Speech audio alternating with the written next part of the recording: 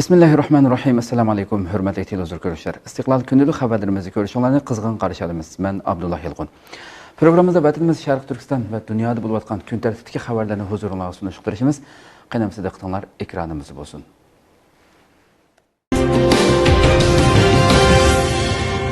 Xitoy jasuslarining yuqum mezgilida yolg'on uchur tarqatganligi oshkorlandi. New York vaqti gazetining 22 aprildagi xabarda bildirilishicha, Xitoy jasuslarining oldingi oyda Amerika fuqarolariga vahima paydo qiladigan yolg'on uchurlarni yo'llaganligi oshkorlangan. Bu vaqtdagi ma'lumotni Amerikaning bir necha amaldorlari oshkorlagan bo'lib, 3-oyda nurg'unlagan Amerika fuqarolari Trump hukumatining yuqum sababli butun davlatni taqamoqchi ekanligi haqidagi yolg'on yanfon uchurini topshirib olgan. Mazkur uchur 48 soat ichida ko'plab tarqalib, xalq orasida vahima paydo qilgan. Ayni vaqtda Amerika Davlat bexatarlik komiteti ijtimoiy taratqular orqali bu uchurning yolg'onligini uqtirgan. Xabarda yana Xitoy jasuslarining yolg'on uchurlarni planli holda maxsus oson ta'sirga uchraydigan kishilarga yo'llaganligi, ularning bilib bilmay bu uchurlarni ko'plab tarqatganligi bildirilgan. Bir Amerika amaldori bu vaqtda to'xtalib, Yevropa davlatlariga tarqalayotgan yolg'on uchurlardan andisha qilayotganligini, bularni Yevropadagi Xitoyparast shaxslarning tarqitishib berayotganligini bildirgan. Xabarda ko'rsatilishicha, yuqum mezgilida yana turli iqtisodiy aldamchilik uchurlari mo hassilab ko'paygan.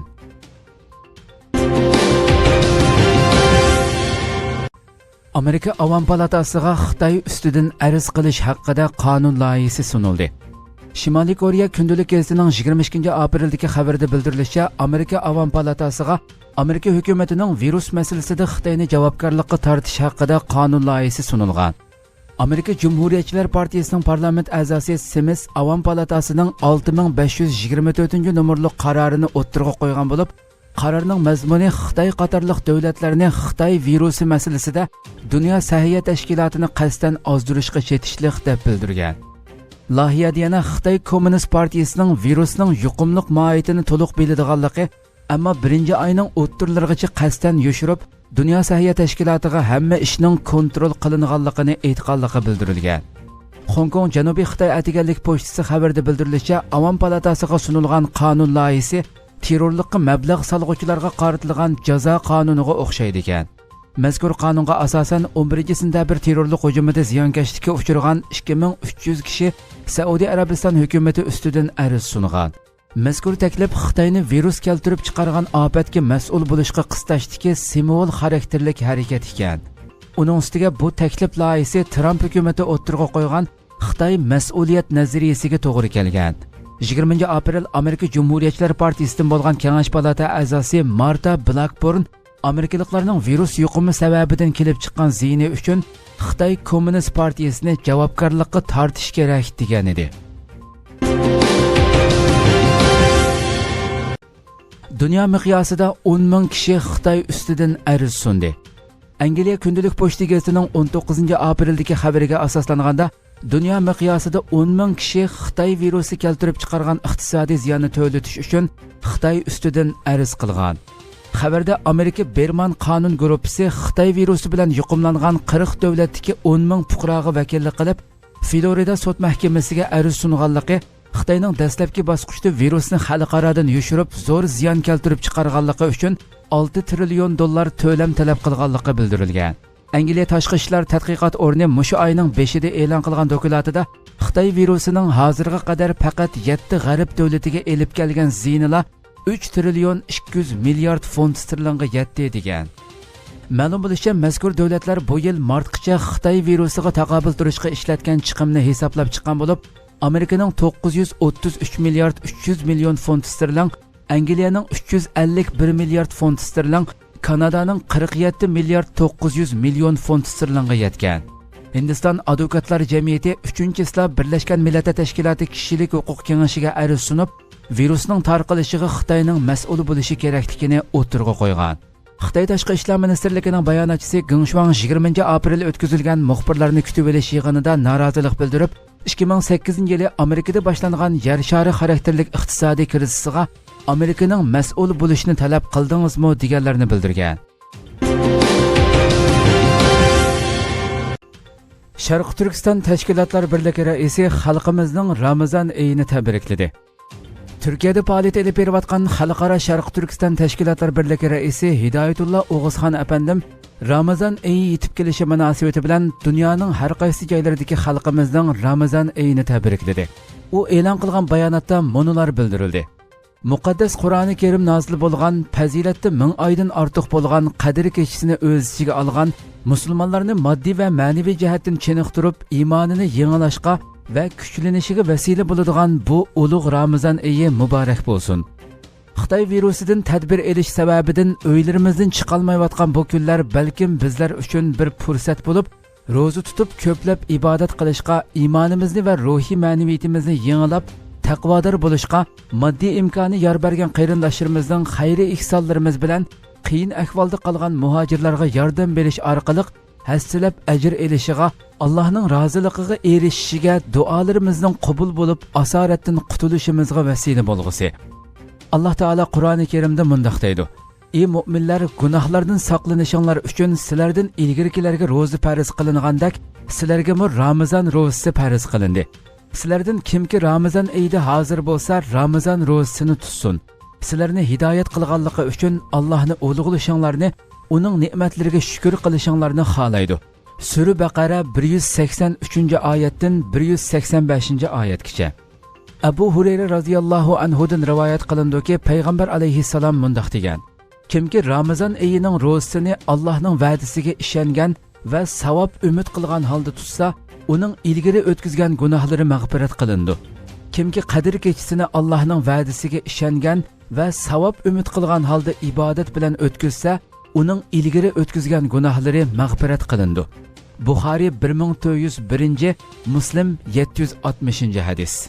Bu muborak Ramazon oyida Xitoy virusidan tadbir elish sababidan jamoat bo'lib tarovih o'qish imkoniyati yor bermasimi, ammo uylarda ro'za tutish, ko'plab ibodat qilish, Qur'on o'qish orqali bu vaziyatni o'zimiz uchun fursatga aylantira olamiz. Biz bu muborak Ramazon oyini g'animat bilib, Alloh bilan bo'lgan ma'naviy beg'imizni kuchlantirib, qalbimizni poklasak, Alloh bizning qiyinchiliklarimizni osonlashtirib bergusi, yo'limizni ochib, g'alaba nusrat ato qilgusi. Xitoy virusi sababidan hammamizni ichimizdagi ochiq bir buruqtirma kuch dengizdagi to'lqinga o'xshash harakatlanishga, chora tadbir izlashga undaydi albatta. Imkoniyatning yetishicha mustaqillik yo'lidagi mujodala, kurash qilish bosh tortib bo'lmaydigan burchimizdir. Shuning uchun avval tadbir olamiz, ondan Allohga tavakkul qilib, kurashni to'xtatmay davom qilamiz. Janobi Alloh hammamizni bu muborak oyda ko'plab ibodat qilishga, ruhiy va ma'naviyatimizni yengilashga, gunohlarimizning mag'firat bo'lib, qalblarimizni poklashga muyassar qilsin. Muhojiratdagi butkul qarindoshlarimizni duolar qabul bo'ladigan bu muborak oyda Xitoy asoratidagi vatanimizda zulm chekayotgan qarindoshlarimizning erkinlikka erishishi uchun duo qilishni unutmasligini va tushkunlashmay umidvor bo'lishini tavsiya qilish bilan birga, bu Ramazon oyining zulm ostida yashayotgan mazlum qarindoshlarimizning ozodlikka erishishiga vasila bo'lishini Janobi Allohdan tilaymiz. Hurmat bilan Hidoyatullo O'g'izxon, Sharq Turkiston Ma'arif va hamkorlik jamiyati, Xalqaro Sharq Turkiston tashkilotlar birligi. Amerikaning yuqumdan mudofialanish tashviqotida hadismi o'rin oldi. Qrim agentligining 22-aprildagi xabarida bildirilishicha, Amerika Xitoy virusiga qarshi tadbir qo'llanish tashviqotlarida Muhammad alayhissalomning vabo haqidagi hadislariga o'rin bergan. Amerikaning Chikagodagi ma'lum e'lon taxtasiga Muhammad alayhissalomning vabo va yuqumli kasal haqidagi har qanday joyda yuqumli kasal borligini anglaganinglarda u yerga bormanglar. Agar sizlar turayotgan rayonda vabo va yuqumli kasal bo'lsa, qechib chiqib ketmanglar degan muborak hadisini osgan. Navbatda Amerikada Xitoy virusi bilan yuqumlanuvchilar 819.175 ga, hayotidan ayrilganlar 45.343 dan eshib ketdi.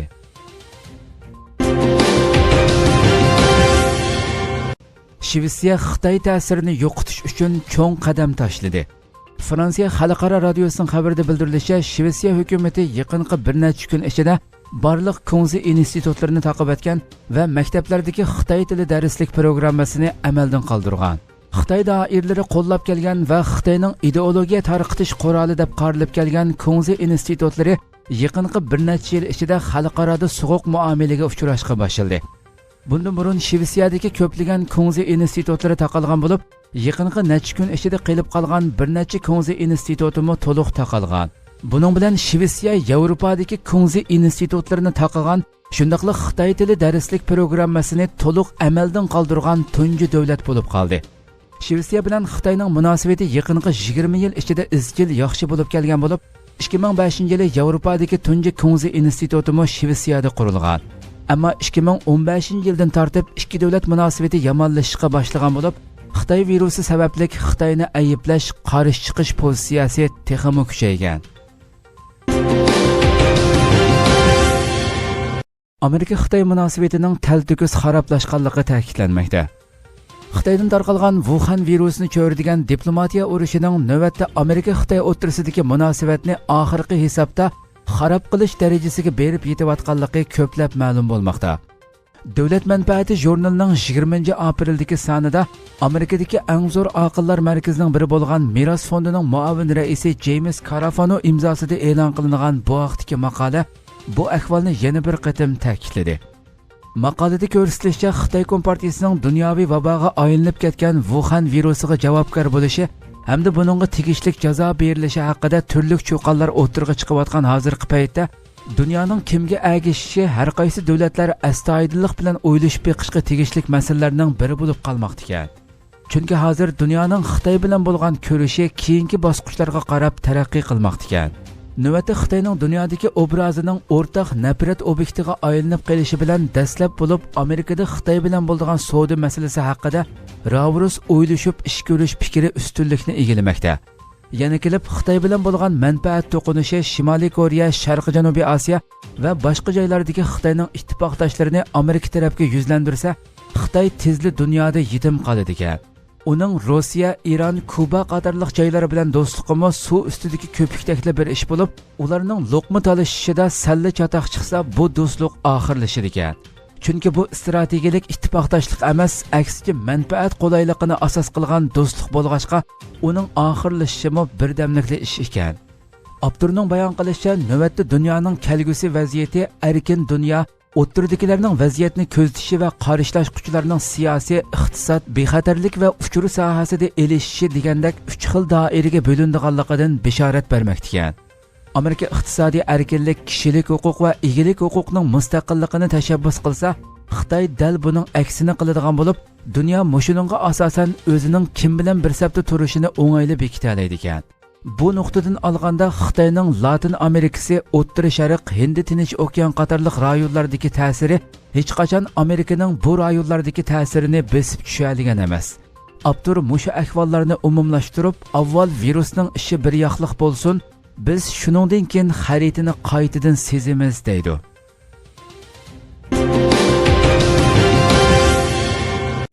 Turkiyada Xitoy virusi bilan yuqumlanganlar 100 mingga yaqinlashdi.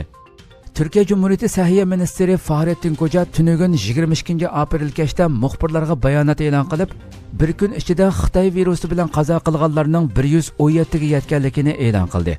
Ministr Fahrettin Koca tünügün 22-aprel Turkiyadagi Xitoy virusi yuqumining eng yangi ahvolini e'lon qilib, virus bilan yuqumlangan deb gumon qilingan 37535 kishini tekshirish orqali bir kun ichida yangidan 3083 kishining virus bilan yuqumlanganligining aniqlanganligini. Buning bilan Turkiyada Xitoy virusi bilan yuqumlanuvchilarning 98674 ga yetganligini, bir kun ichida 117 kishi qazo qilib, jami qazo qilganlarning 2376 ga yetganligini bildirdi. Səhiyyə ministri yana bir kun ichida 1559 nafar bemorning salomatligining asliga kelganligini, 1819 bemorning kasalining og'ir ekanligini, yaxshilanayotganlarning kunsiri ko'payayotganligini, yuqumlanishning tuvallashga boshlaganligini bildirdi. Shundaqla Turkiyaning bemorlarni davolashda zo'r kuchga ega ekanligini, shuning bilan bir vaqtda hukumatga moslashib, uydan chiqmaslik, o'zaro orliq saqlash qatorliq tadbirlarni yaxshi qilishi kerakligini ta'kidladi.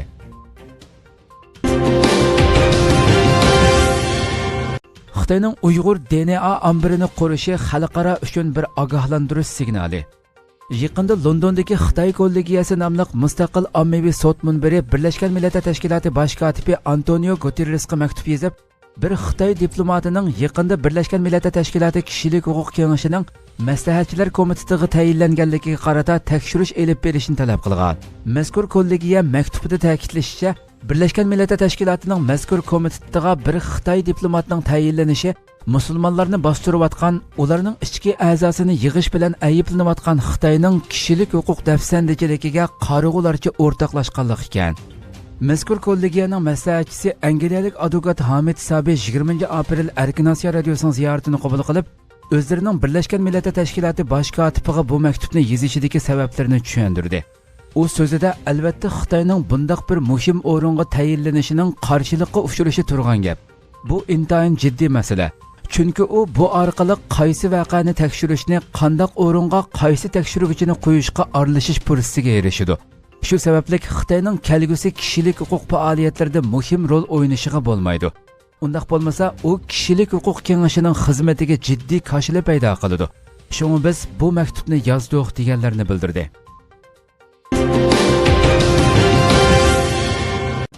Birlashgan Millatlar Tashkiloti 36 davlatda ocharchilik bosh ko'tarishi mumkinligini bildirdi.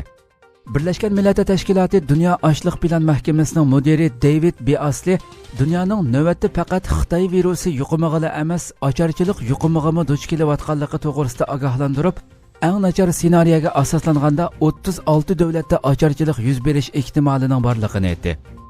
David Beasley Birlashgan Millatlar Tashkiloti Xavfsizlik kengashining televiziya yig'inida urushlar va qurolliq to'qinishlar paydo qilgan ocharchilikning fuqarolarga ko'rsatadigan ta'siri haqida uchur berdi.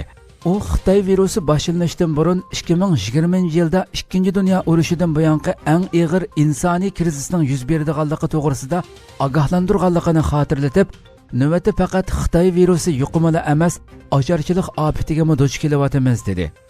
David Beasley Yaman, Suriya va Janubiy Sudandagi urushlardan boshqa Sharqiy Afrikadagi chekatga ofati, tabiiy ofatlar va klimat o'zgarishi paydo qilgan ahvollarni tilga olib, bugun Xitoy virusi sababidan faqat bir dunyoviy yuqumliq kasalliklar emas, shuning bilan bir vaqtda dunyoviy insoniy krizisga duch kelyapmiz deganlarni qayd qildi.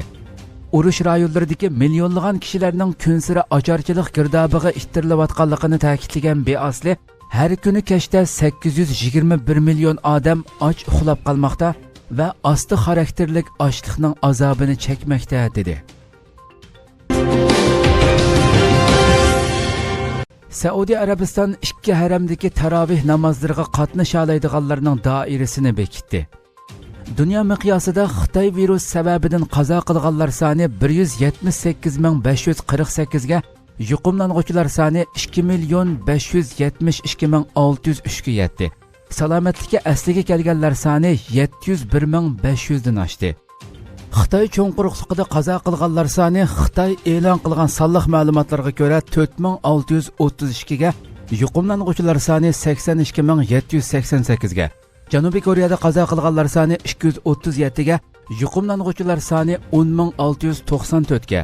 Isroiliyada qazo qilganlar soni 197 ga, yuqumlanuvchilar soni 13.930 ga. Pokistonda qazo qilganlar soni 209 ga, yuqumlanuvchilar soni 9749 ga. Afrika qit'asi miqyosida qazo qilganlar soni 1160 ga, yuqumlanuvchilar soni 20807 ga, salomatlikka asliga kelganlar soni 5909 ga yetdi. Yaponiyaning Nagasaki shahridagi bir portga kirgan Italiya yo'lovchilar paraxoti Costa Atlanticaning 34 mulozimatchisida Xitoy virusi bayqaldi. Eronda qazo qilganlar soni 5391 ga yetdi. Saudiya Arabiston Xitoy virus sababidan Ramazon oyi bo'yicha Makkadagi Ka'ba va Madinadagi Masjidi Haramda ado qilinadigan tarovih namozlarining mazkur ikki masjidda xizmat qildiganlar, dezinfeksiya qilish ishlariga mas'ul kishilar va boshqa aloqador xodimlarning ishtirok qilishi bilan 10 rakat holatida ado qilinadiganligini uqtirdi.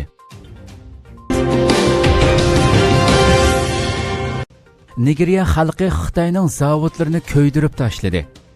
Dunyoga virus tarqatgan Xitoy doiralari o'z jinoyatini e'tirof qilishning o'rniga Xitoydagi chet elliklarga hujum qilishga va ularni virus manbasi deb ko'rishga boshlaganligi, bo'libmi ojiz davlat fuqarolariga hujum qilishga boshlaganligi haqidagi har xil ko'rinishlar ijtimoiy uchur vositalarida jiddiy g'ulg'ula qo'zg'agan edi.